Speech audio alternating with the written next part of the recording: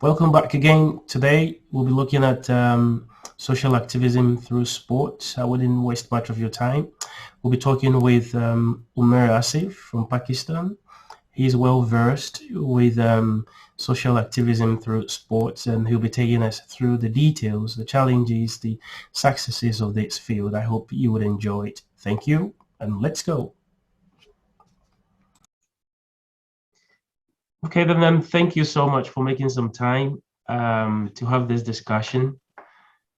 It is relevant to and show people the other side of sports that the field is very complex and very broad and wide with so many actors within. So as I had briefed you, the discussion would it will take a kind of will highlight social justice activism in sports and social advocacy through sports. But before then, we will begin with a little profile about yourself. If you could tell me a bit about yourself, who you are, your name, and all that. Thank you for inviting Derek. And my name is Umair Asif. I am from Lahore, Pakistan. I have studied here in my city all over my life, and I have worked here as well. I am a sports sociologist, or maybe it's better to say sports activist. But we deal with sports sociology, and we also deal with activism. We also deal with sports related other things. So it's overall a combination of different things. And also I have worked at the policy side, social policy side somehow. So that's who I am. Well, I think a lot of people know mainstream social activism, but what is activism through sports? What is social activism through sports? If you could throw some lights on it. I think first of all, I can talk a bit about activism. Activism for me is to feel the issues, first of all, the injustice, the bad things happening all around. And first of all, you have to feel them, and then you can raise voice for the rights of people who are facing injustice, and you can raise issues. Similarly, at the same time, we can find solutions. We can help people to solve things, or we can help them in all possible ways. So if we talk about sports activism, actually it's about using sports for development purposes, to make sure community development, to empower people, maybe youngsters, maybe girl and women, children. So it's about empowerment, creating social change and development through sports. Maybe you can consider it as a social tool. Also, this development should be sustainable, and in that way, we can relate it to sustainable development goals. All goals are related to sports somehow. We can use sports to contribute towards all sustainable development goals. And this idea is not very common. Sports is part of life in all countries, in all cultures, almost from the beginning of this world in different forms. But the idea of development through sports, it's not very common, and it's not very usual. Were you into activism itself before you decided to take that of sports as a tool for your activism purposes, or you've been using this novel field, as you mentioned, and sports for the social activism for a long time, or it's been part of you for a long time? Actually, I started working as an activist long time ago. When I was a student in university in 2008, I started doing some social activities, and later in 2010, I was involved in these things at bigger level. But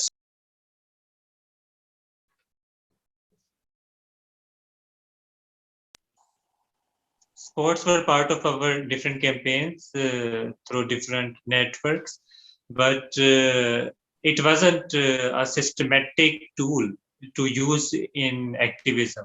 But later in 2015, I got the opportunity to join United Nations Young Leaders Program, UNSDPs, and that program's main component was sports sociology or sports for development and peace. So there I was lucky to learn about how we can use sports to achieve development and peace objectives through team-based activities and through a systematic way. And that was a turning point in my life. After that, it was start of 2015 when I came back to my country. I opted sports as a permanent and useful tool in our work and our organization in Kafka. And after that, sports is an integral part of our organization. And now it's 2021, so it has been 6 years. Well, so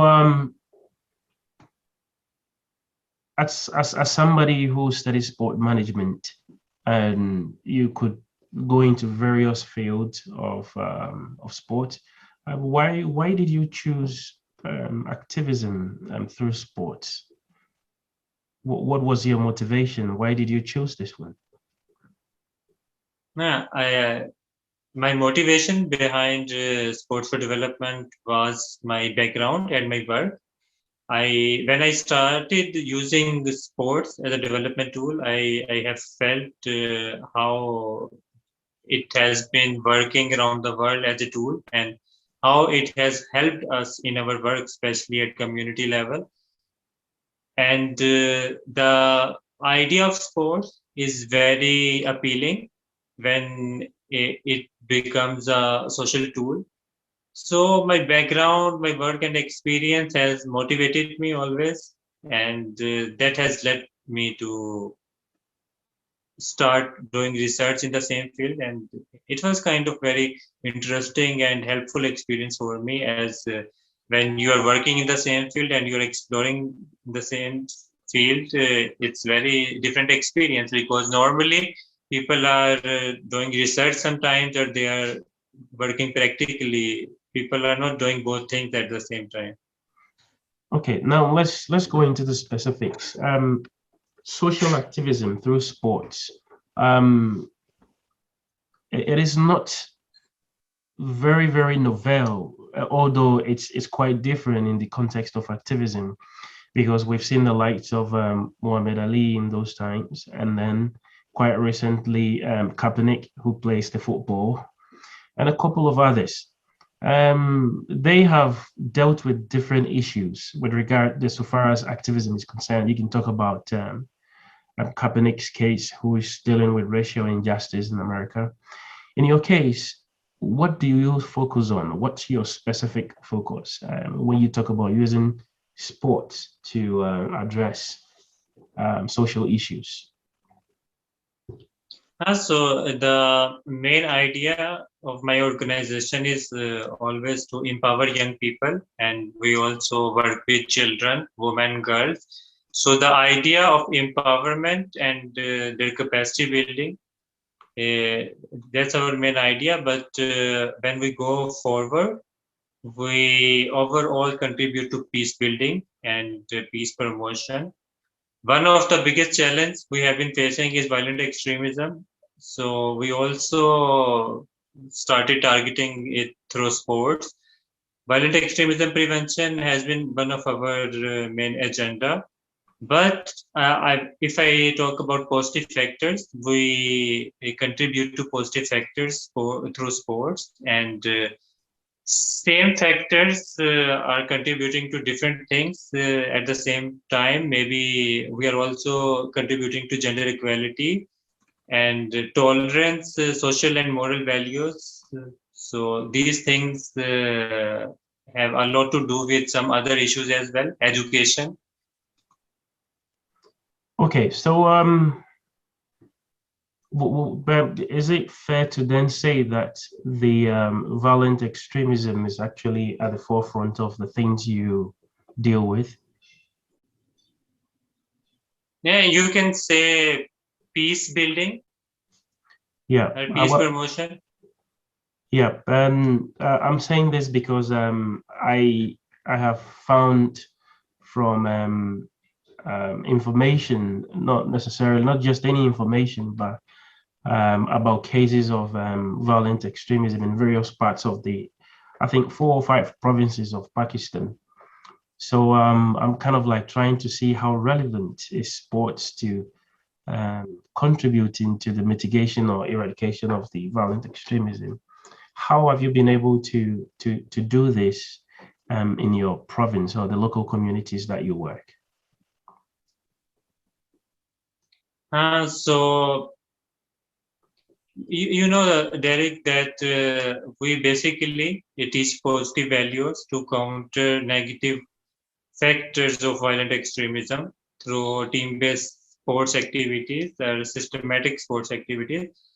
So many times we just focus on positive values. We don't mention violent extremism or peace terminologies in our work, as sometimes it's difficult to digest these words from from other people. They are unable to digest it, so we just use positive values, and actually there are positive values. We are teaching them leadership skills, responsibility, discipline, tolerance. So we are actually promoting positive factors, but it's kind of a strategy of activism that we don't mention hard and sensitive terminologies when we are working. But as maybe you know that there are some high risk areas here. It's very difficult to work there at those places. With common people, it's very easy to work, but in those places, it's very sensitive and it's a risking thing to do. Well, I know you are trying to be a little bit modest, but given that I've seen online and read some of the work that you do, given that you go to some of these high-risk communities, how how are you able to assess such communities? How is the entry process like? Is it difficult? And just to go there and say, hey, let's play sports, and so we avoid some of the negative things that happens in the community. How do you assess the communities? So actually, it's not easy to go anywhere and just ask them, let's play sports. We basically engage local stakeholders. We engage local volunteers, influentials, role models, or politicians, or local government networks sometimes, the district government. They help us to find and engage the maybe high risk people or the disadvantaged vulnerable communities. Yeah. So we go and look for data to see which communities should be prioritized in the implementation of our programs. So we do some research, we find them, and then we get some local help to work there, because it's not easy to work in different communities. And when people come to know that you are from big cities, there is always a rebellion. So we also engage the locals. Yeah, and have you encountered any challenges and going into the communities? Yes, there are always many challenges. First of all, nowadays, let me tell you another thing. After the 9/11 and later on with the different unwanted incidents, Hmm. our government has increased the monitoring for all kinds of NGOs, even INGOs. We have a strict monitoring now, and regarding every project, we have to ask for NOCs and permissions. So that's a big challenge, first of all. If we are going to a high risk area, it's very difficult to get a NOC.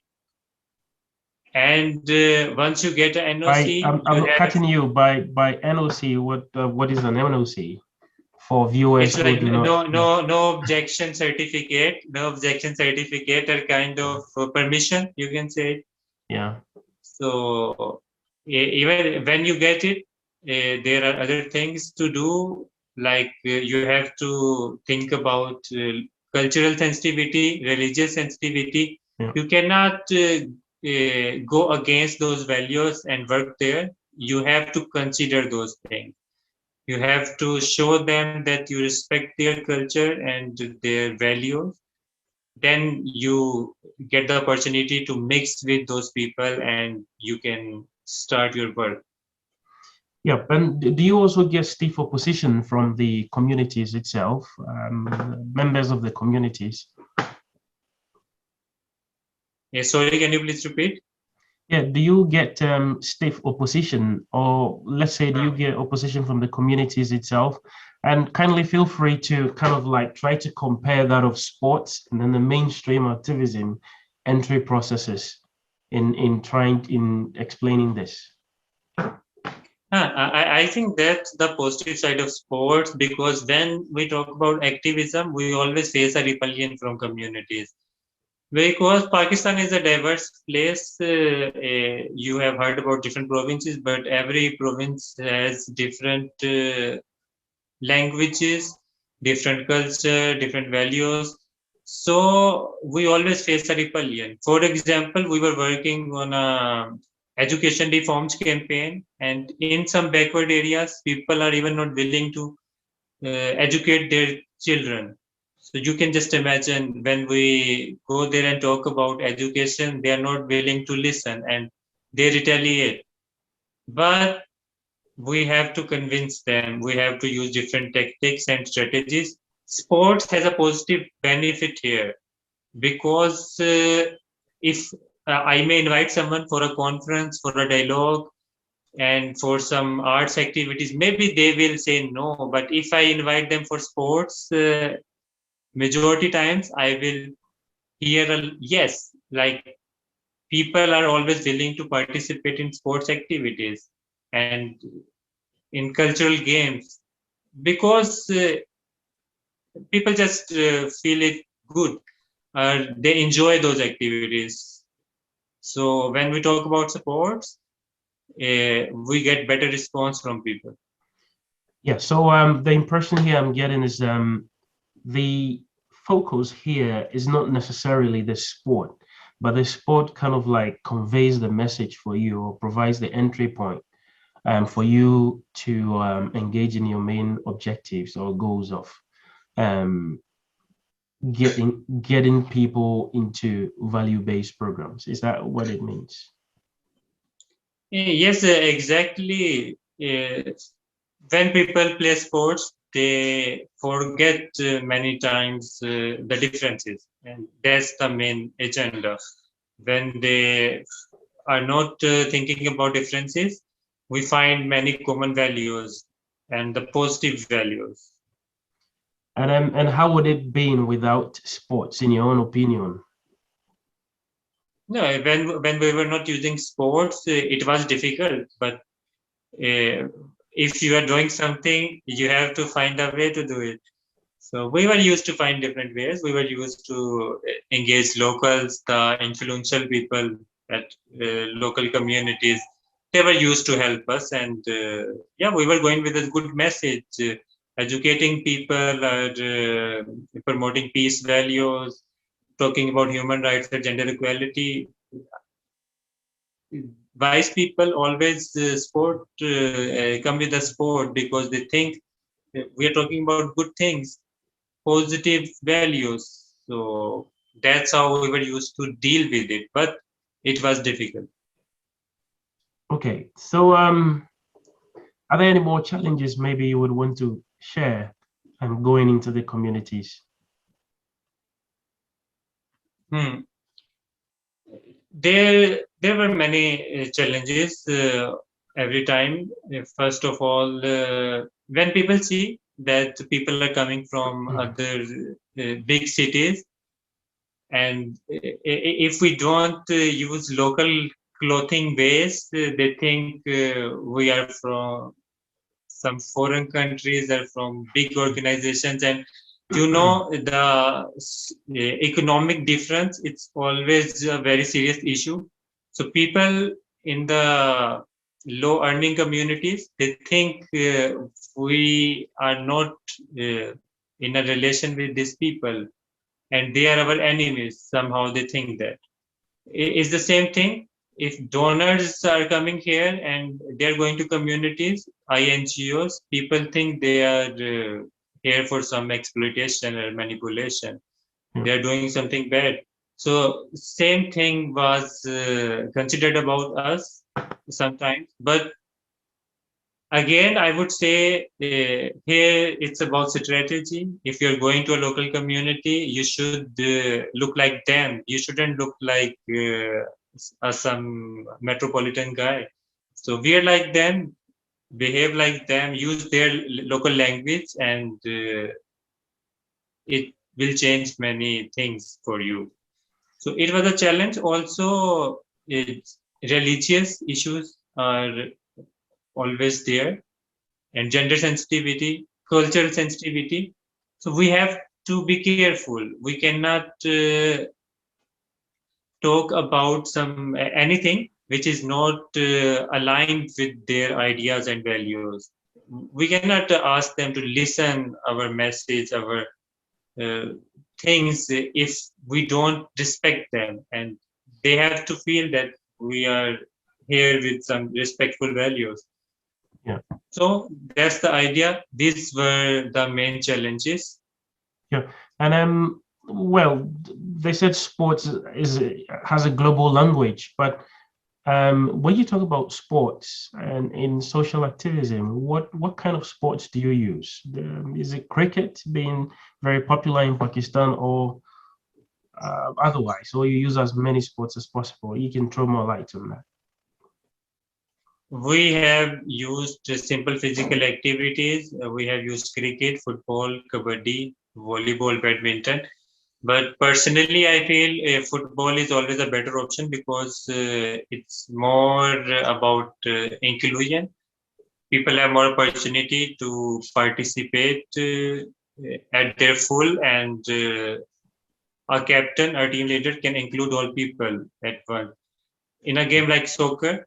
But in cricket, all people are not always engaged. Yeah. It's a different game, and even in badminton or tennis, some people are engaged and other people are just spectators. So we need to focus on participatory games. Yeah, and then now let's look at your relationship with government and other non-governmental organizations. Do you work alone, or do you engage in collaboration sometimes? No, actually, we always need the public sector and government side.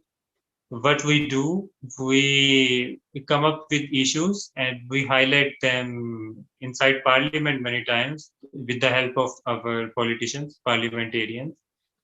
So we need their help because we believe, like, being a single organization, we can engage maybe 100 people, 400, 500, 1000, but we are 200 million, so we cannot engage them all.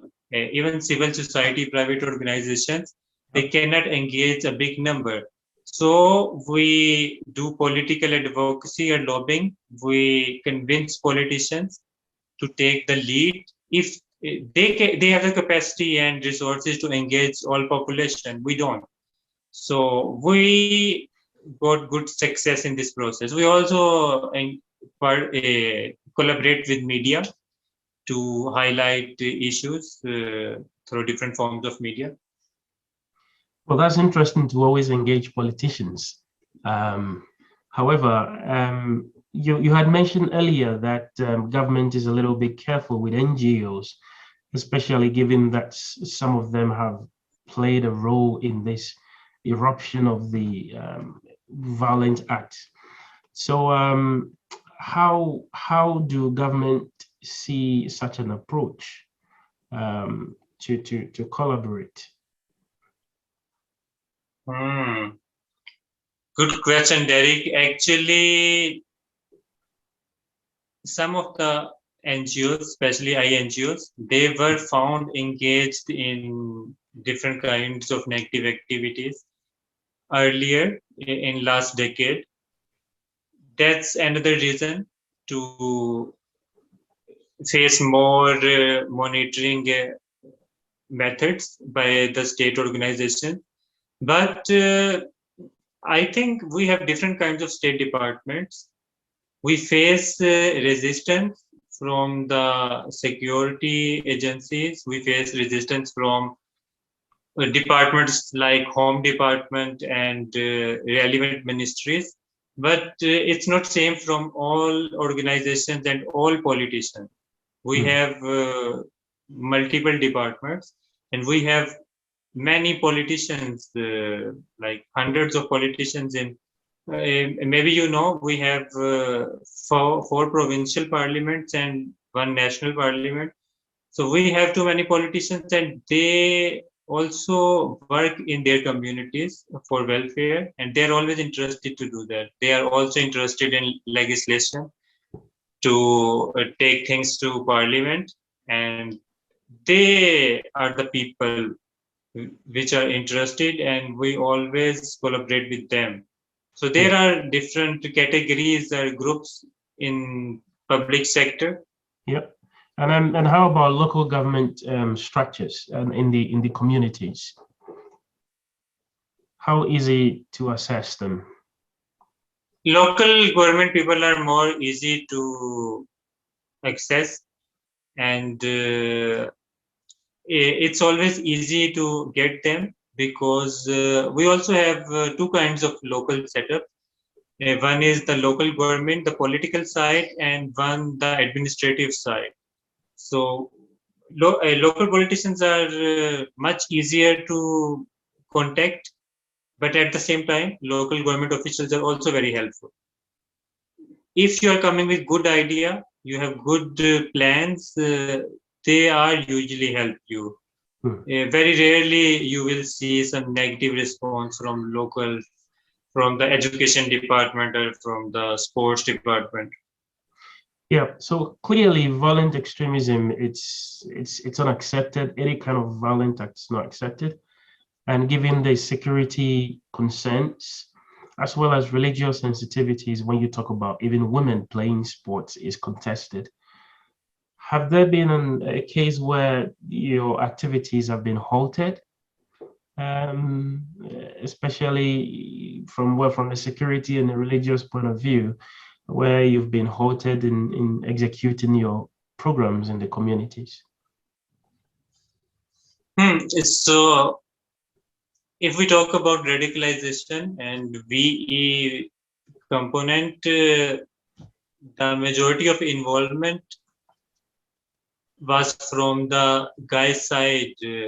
Boys were involved in those activities, not the girls. So that's a very informative fact, and also it has changed the directions of our programs and research sometimes, because if youngsters are being found in radicalization, we only focus on boys and men. We are not focusing here on girls in VE prevention programs. So that's the thing. In underprivileged and vulnerable communities, mainly we were working with boys, not with girls.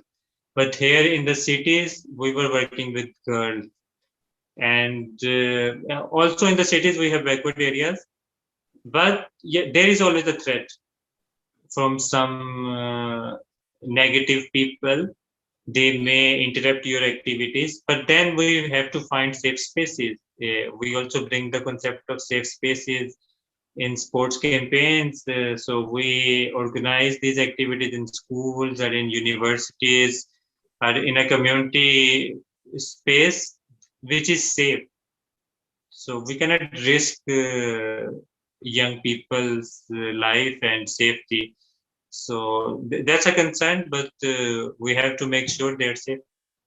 Yeah, but so am I getting the impression that women are not targeted in your programs when you talk about the violent extremism? I know you have various kinds of program, but specifically the violent extremism, you don't target women. Is that what I'm getting from you? Yes, exactly, because the radicalized ones were not females, they were male. That's also an interesting fact. The females number was very less overall. If you see in other countries, male males were involved overall in these kinds of activities. Yep, and we'll be wrapping up soon. But in your own opinion, would you say you've been successful? And so far, given that you've been working on this project for how many years, you can tell me? The Ah, it has been 4 or 5 years. Yeah, and would you say you've been I successful? I think yeah, it's complicated actually. The answer would be complicated, but I think it was good overall because I saw youngsters, children smiling, enjoying the game side, and it's difficult to bring smile on someone's face. But if you're successful with that, I think you are doing something good at least. Yeah, But if we talk about the impact, it's difficult to say anything. Even I think we don't have those frameworks to calculate impact in a good way. And yeah, maybe in future we would be able to reassess these programs with better tools to see yeah, the impact of sports for development. yeah. I was going to ask the question, but but in your own way, how do you measure the success and failures of your program, or I wouldn't say failures, but challenges rather? How do you measure so that you have a better plan in moving forward? So we observe the activities. One of our group is always observing activities, and before and after the program, we talk with the youngsters and children. It's kind of a qualitative approach, and we also gather some quantitative data. So it helps us to see what's happening inside the ground and in the field. So yes, we see some positive values, especially the values we are focusing on. And I think maybe we will improve our ways of evaluation in coming future. But thing is that sports research side is very down here in Pakistan. Yeah, Still, it's a developing country, and in developing countries, sports are not like developed world. So we have to face these things, and when the research will grow, I hope we would be able to improve the structure and evaluation process in a better way. yeah. But quantitatively, how is the attendance like? We have implemented a few programs in schools, and it was a great experience that children's attendance was much better after implementing sports activities. Overall, if we organize these activities in communities, people love to participate. Just before COVID, I was organizing activities in a festival of schools, and people were really excited. The children and girls, especially, they were very excited to participate in sports activities. And even when we finished our activities, they were used to force us. I would say force instead of insisting, because they were very excited and they just wanted to play there. Yeah. So I think we found children and youngsters very interested in sports programs. Yep. So, what will be your encouragement to sport management students out there who are still in the thinking mode of where should I be in sports, maybe in bachelor's or sport management, or the master's level? What will be your advice to them? In general, I would Oh, say, in general, actually. yeah, in general, I would say they should study the sociology side of sports, activism, and social development, community development. They should study these things. And also, I would say maybe we can suggest same thing to development students. And there are many other degrees around the world relevant to this field, gender equality, and people are doing masters and PhD in all those fields. They should also study about the sports as a tool, because it's not limited to sports only. But specifically, if I talk about here, we only have physical education degree in our universities, and not in all universities. And people are not aware of this concept. They have no idea what is sports activism, and they're learning a bit about sports sociology, but they have no idea about sports activism. Hopefully, in future, this idea will grow here. Now, your final words to government or big institutions that are dealing with social issues like violent extremism of any kind. What will be your message, your final message to them? They are trying hard and they're using different ways. They have been, but they are not adopting sports as a permanent useful tool. So I would suggest them, they must accept sports now as an enabler to achieve SDGs, to fight against violent extremism, to empower young people. They should accept sports now, because the world is doing it, and we will be behind them if our people will not do the same. Well, so we cannot use all the time. It has to be short, brief, and concise so that people can at least have an introductory into social activism through sports in Pakistan. I want to say thank you so much for the time, Umair.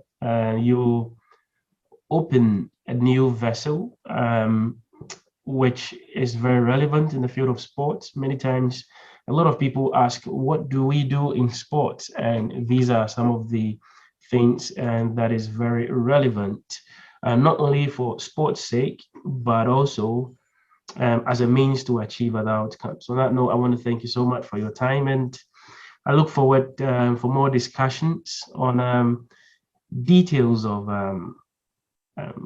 sports as a tool for development in the area of violent extremism. On that note, thank you so much for the time.